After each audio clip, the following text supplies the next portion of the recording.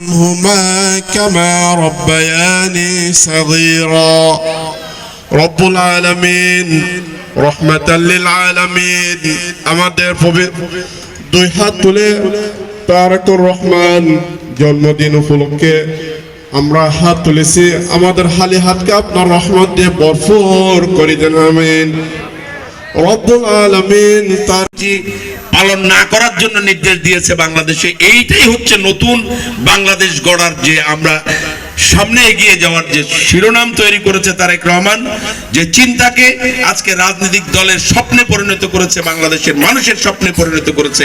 এই যাত্রাটা এখান থেকে সূচনা হচ্ছে।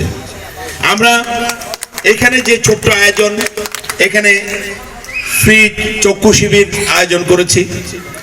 আমরা আমাদের সামর্থ্য অনুযায়ী এখানে কিছু হুইল চেয়ারের ব্যবস্থা করেছি, যারা প্রতিবন্ধী, যাদের সামর্থ্য নাই তাদের জন্য। আরো কিছু হুইল চেয়ার আমরা চট্টগ্রামের মা ও শিশু হাসপাতালে একটু পরে সেখানে হস্তান্তর করব রোগীদের সাহায্যের জন্য। তো এই যে মানবিক কর্মসূচি, এটার একটা উদ্দেশ্য আছে। জিয়াউর রহমান সম্পর্কে আপনারা সবাই জানেন। জিয়াউর রহমান বাংলাদেশের রাজনীতিকে নিয়ে গিয়েছিলেন কৃষকের আইলে আইলে, শ্রমিকের বস্তিতে বস্তিতে। জিয়াউর রহমান 19 দফা কর্মসূচি দিয়ে বাংলাদেশে সংস্কারের সূচনা করেছিলেন, বাংলাদেশের রাজনীতির নতুন সংস্কার সূচনা করেছিলেন সংবিধানে বিসমিল্লাহির রহমানুর রহিম সংযোজনের মধ্য দিয়ে।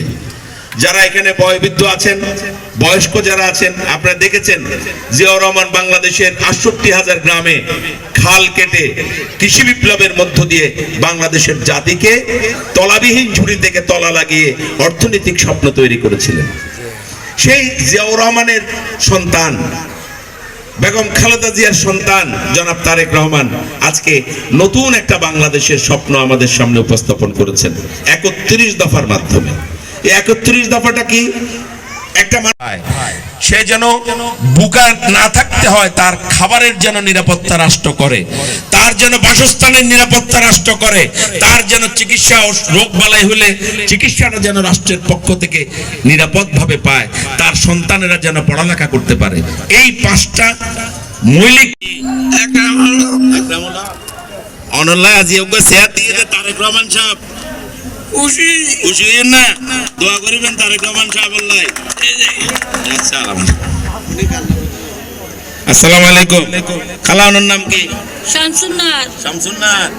অনল্লাহ আজিয়া তারেক রহমানের জন্মদিন উপলক্ষে তারেক রহমান সাহেব শেয়ার ফাটাই খুশি না দোয়া করিবেন তারেক রহমান সাহেব যেন তে বাংলাদেশের খেদমত করতে পারে।